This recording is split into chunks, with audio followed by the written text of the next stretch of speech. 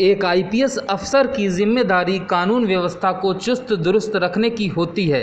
संकट काल में अगर वही अफसर अपनी जिम्मेदारी के साथ साथ मरीजों की सेवा में लगे तो तारीफ तो बनती है।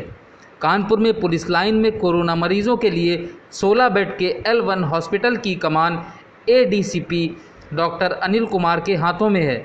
पुलिस लाइन में बने L1 हॉस्पिटल में पुलिसकर्मियों व उनके परिजनों का इलाज होता है।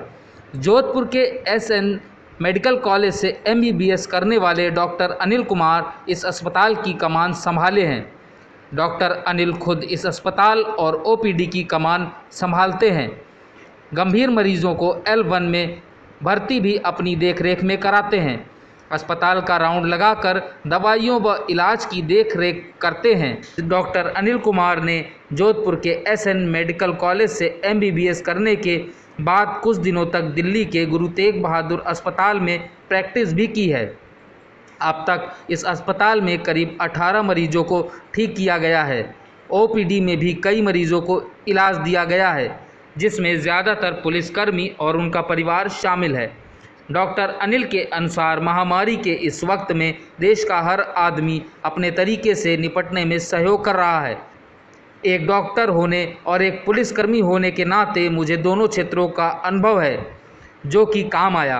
अभी तक करीब 18 लोगों को हम ठीक कर चुके हैं और करीब 400 से 450 मरीजों को OPD में दवाई देकर उनका उपचार कर चुके हैं। साथ ही रैपिड एंटीजन टेस्ट के माध्यम से हम कोरोना की टेस्टिंग भी कर रहे हैं।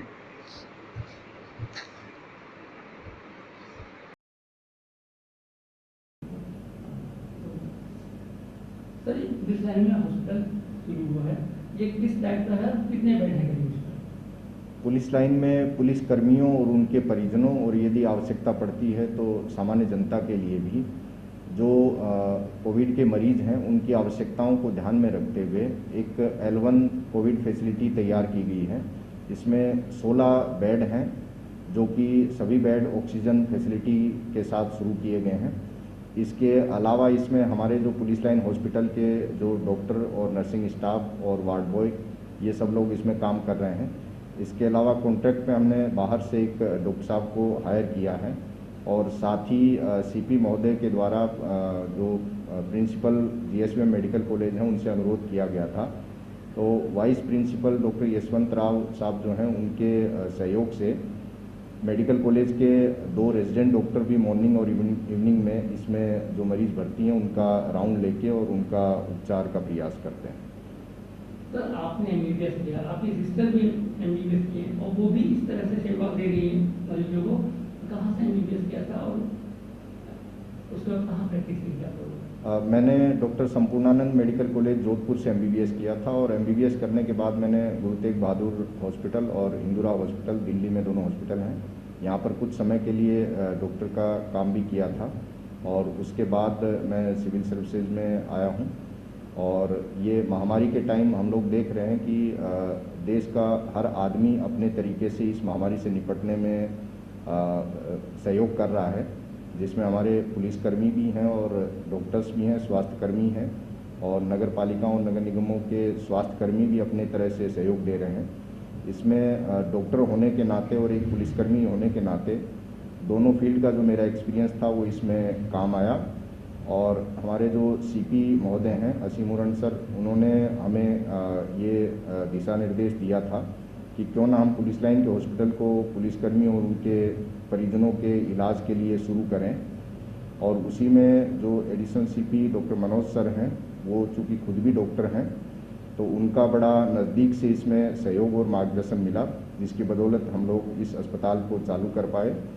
अभी तक इस अस्पताल को पिछले 12-13 दिन में हम लोग लगभग 1.5 दर्जन मरीजों का इसमें इलाज कर चुके हैं और कई गंभीर जो मरीज थे जिनका CT स्कोर 18 या 17-15 के आसपास था, वो भी इससे लगातार उपचार के बाद सक्सेसफुल डिस्चार्ज हो रहे हैं।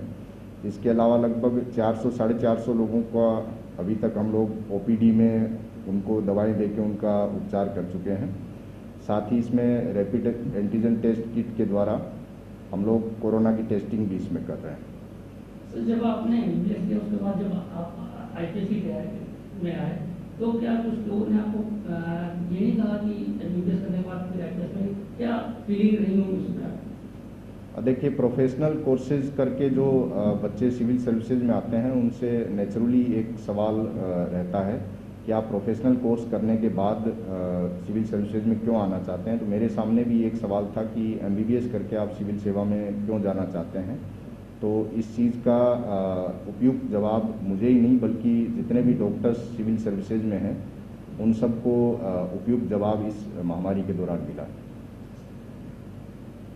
सर कैसा महसूस कर रहे हैं, किस तरीके से मैनेज कर पा रहे हैं? देखिए, इस समय देश के सभी नागरिक और जितने भी हमारे स्वास्थ्य कर्मी हों चाहे पुलिसकर्मी हों, सभी लोग इस जिम्मेदारी को बढ़ चढ़ के निभा रहे हैं। उन्हीं में से मैं भी वही कर रहा हूं। मुझे नहीं लगता कि मैं कोई खास या कुछ अलग कर रहा हूं।